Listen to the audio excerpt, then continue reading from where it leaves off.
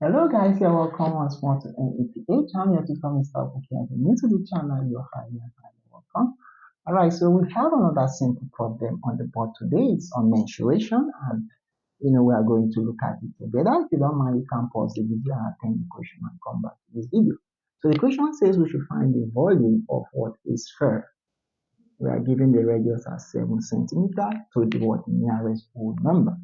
So now that we've identified what problem it is, now let's understand what is a sphere. A sphere is like an egg shape or the shape of what the eggs. So it looks like this, okay, circular, but what? An egg-like what shape, okay, not a perfect what? Cycle.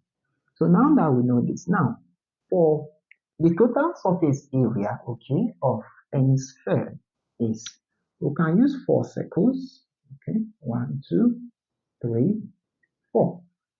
Okay, what that means is, of course, let's say this sphere has what? The radius, which is what? 7 centimeter.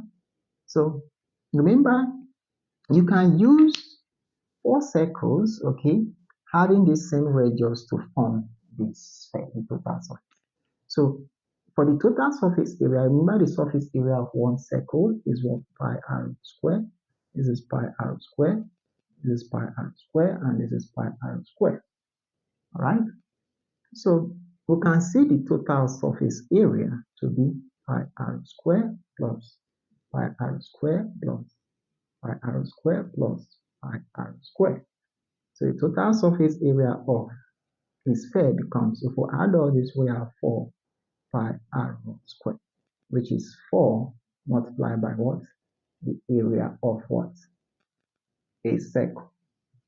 So one of the circles that we can use to form this total surface area, if you multiply it by 4, you get. Now, what about the volume of what is sphere? Now, the volume of a sphere, okay, is simply 1/3 multiply the total surface area and multiply the what? Radius. Okay, so that gives us what? We have 1/3. Now, total surface area, we got it as this, so I'm going to put it as 4 pi r square, and we have what? R. Okay, so let's multiply that and see what that gives us. So multiplying that, okay, we are going to get, okay, so 1 times all this, we have volume of sphere will be equals to what? 1 times this is 4 pi r square. Remember, we have r here, divide by what? We have 3, because I can see this is over 1, this is over 1. So 3 times 1 is 3. Now, r is going to multiply r square, which is equals to, we have 4 pi, okay, r. Remember, if you apply the law of indices, these are the power of 1, so we can add them, so 2 plus 1. So all this divided by 3. So the volume of this sphere is going to be, we have 4 pi r raised to the power of what? 2 plus 1 is 3, so divide by 3. But most times, okay, in the textbooks, you see them express it as this, 4 over 3. So we have pi what? R raised to the power of 3. Okay. So now, having gotten this formula, we can now impute the radius as 7. Okay. In maths, you don't want to cram formulas. You want to learn how to develop them and solve. The more you develop your formulas and solve, the more you know the formula deeply. Okay. Any day, any time, you can always recall formula, because most students want to just cram their formulas, and that doesn't help.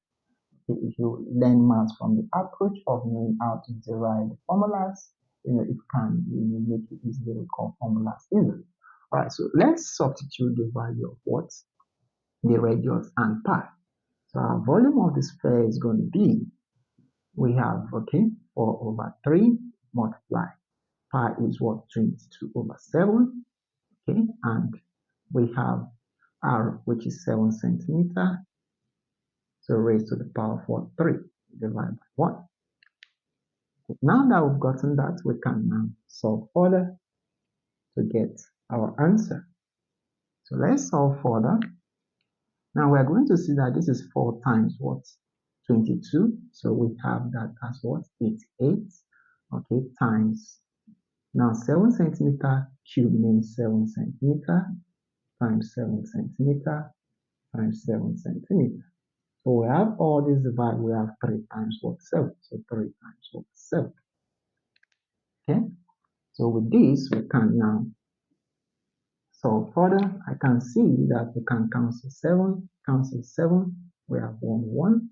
So we have 88, multiply 7 times 7 is what? 49. Now centimeter times centimeter times centimeter will give us centimeter cube. So all these divided, we are left with 3.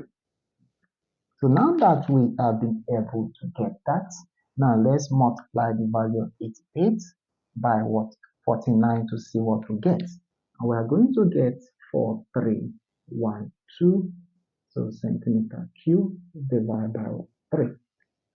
Okay, now that we have gotten that, we can now what?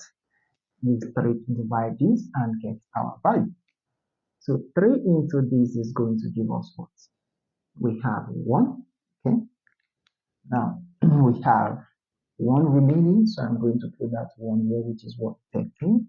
So 3 into 13 is going to give us 4 times, which is what? 12. Okay, and we also have 1 remaining. So the 1 remaining, I'm going to put it here. Now 3 will go into what? 11. And it's how many times? It's going to be 3 times, which is 9. Okay, 9, okay, 11 minus 9, okay, we have is what? 2. So finally, we put the 2 here, so we have 22. So 3 into 22. And that will give us 7 times, which is 21. So we are left with 41 over 3 centimeter cube. But we don't want to leave it in what? Fraction. We can write this as 1437 point. Now 1 over 3 is a recurring decimal, so it means we keep going 3, 3, 3, and so on. Okay. So, but the question says we should keep our answer in the nearest whole number. So we don't want to keep our answer in decimal, but we want to keep it in the nearest whole number.